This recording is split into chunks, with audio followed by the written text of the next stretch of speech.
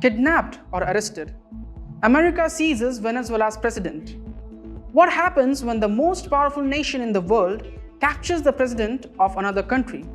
Is it a historic moment of justice or a dangerous challenge to international law? Hi, this is Abhishek Singh, and right now you are watching BATV. The global attention is fixed on Venezuela after a dramatic US military operation led to the capture of Nicolas Maduro.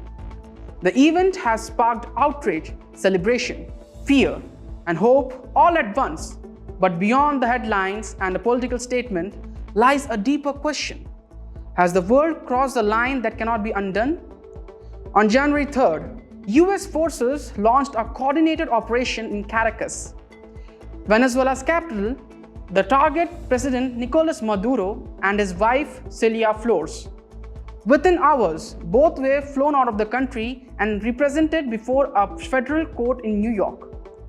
The United States says the operation was lawful, citing long-standing charges of drug trafficking and narco-terrorism. Maduro, however, strongly rejects this claim, calling this action a kidnapping and insisting he remains Venezuela's legitimate leader. So, we ask, who has the authority to remove a head of state in a New York courtroom?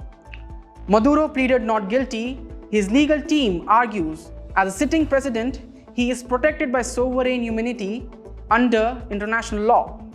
The US government disputes this, stating it does not recognize Maduro as a Venezuela's lawful president due to disputed elections. This leads to a critical legal dilemma. Does recognition define legitimacy? Or does power? Back in Caracas, uncertainty dominates. Venezuela's military and Supreme Court have declared Vice President Delcy Rodríguez as interim president. Reports of tension, protests, and gunfire near key government buildings have heightened fears of instability. For Venezuelans already facing years of economic hardship, the question is deeply personal. Does this moment promise change or more chaos? The global response has been sharply divided. Several nations have condemned the US operation as a violation of sovereignty, while others view it as overdue accountability. The United Nations has called for restraint, warning that such could actions destabilize the region and set a troubling precedent. And the world is now asking, if forces replaces diplomacy, what happens to international order?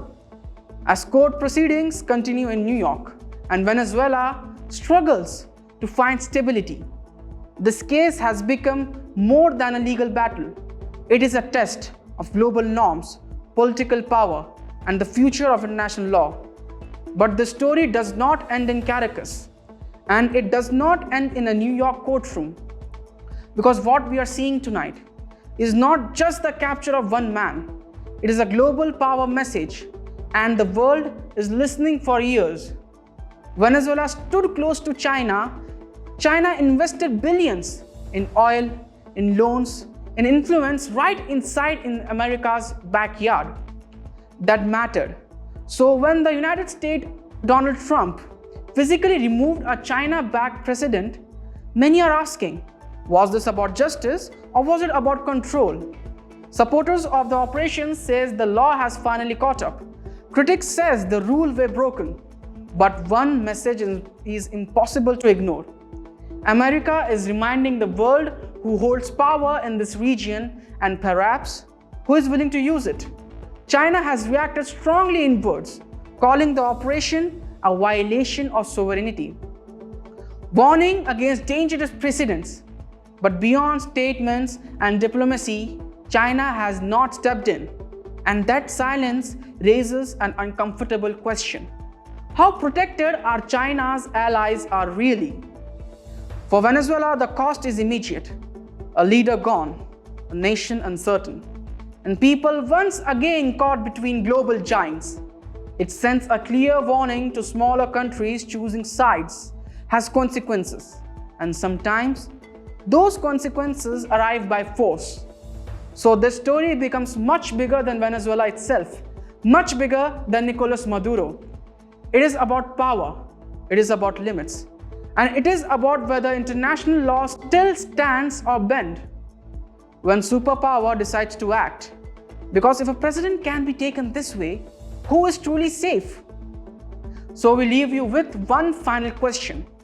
Are we witnessing the rise of global justice or the beginning of a more dangerous world?